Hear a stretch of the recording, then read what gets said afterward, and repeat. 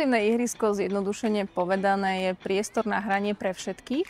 Môžu sa na ňom spoločne hrať všetky deti bez obmedzení, či sú zdravé alebo zdravotne znevýhodnené. Výhodou je, že mnoho herných prvkov na tom ihrisku je prispôsobených špeciálne pre zdravotne znevýhodnených, aby ich vedeli použiť.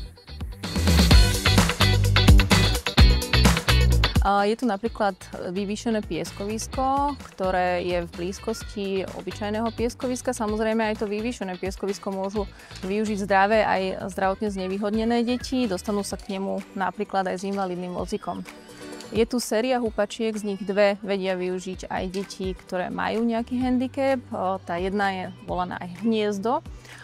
To hniezdo je špeciálne upravené tak, aby sa na ňo dalo pripútať a aby unieslo aj dospelú osobu. A potom sú tu v súlade s povrchom zapustené trampolíny, na ktorých vedia skákať aj deti na invalidných vozíkoch. A potom je tu kolotoč, do ktorého sa dá pohodlne nastúpiť, či už s detským kočikom alebo s invalidným vozíkom. Okrem toho sú tu aj rôzne edukačné panely, ktoré sú v nižších polohách, aby na ňo dočiahli všetky deti.